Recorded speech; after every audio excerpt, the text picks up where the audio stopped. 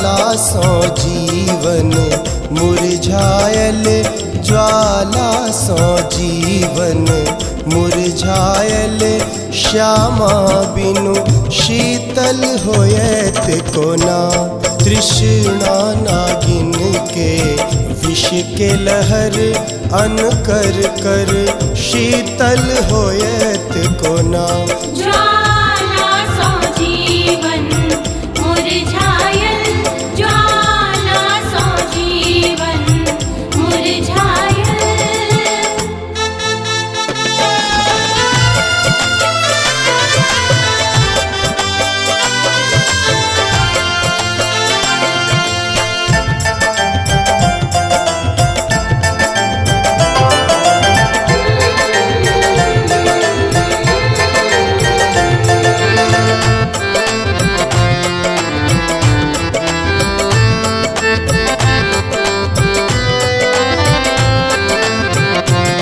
त्रयताप काम क्रोधक पावक, चिंताक सतत भट्ठी धध गए।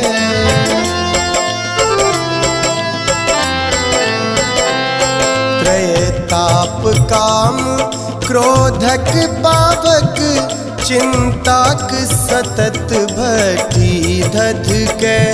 श्यामा करुणा रस धार बिना, श्यामा करुणा रस धार बिना। धध कल उर शीतल होयत कोना। ज्वाला सो जीवन मुरझायल, ज्वाला सो जीवन मुरझायल।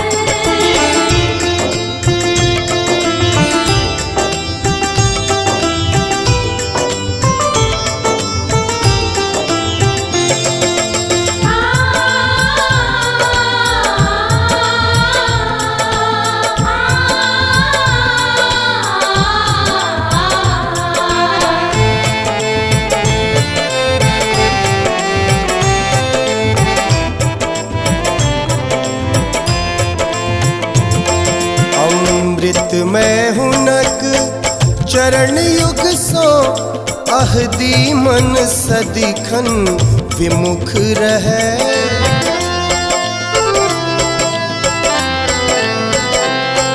अमृत में हुनक चरण युग सो, अहदी मन सदिखन विमुख रहे। शांतिक मधुमेह उपचार बिना, शांतिक मधुमेह उपचार बिना। जानी नहीं शीतल होयत कोना। ज्वाला सो जीवन मुरझायल, ज्वाला सो जीवन मुरझायल।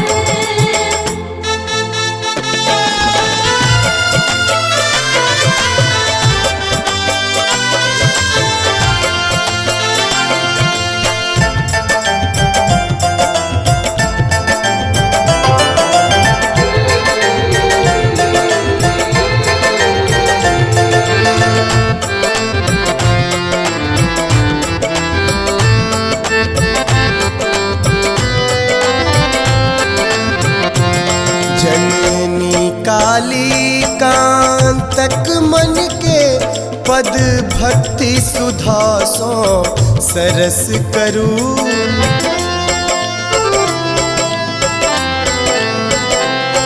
जननी काली कांतक मन के, पद भक्ति सुधा सो सरस करू।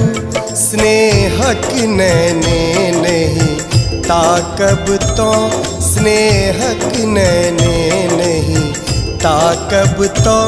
चिरताप सो शीतल होयत कोना। ज्वाला सो जीवन मुरझायल, ज्वाला सो जीवन मुरझायल, ज्वाला सो जीवन मुरझायल।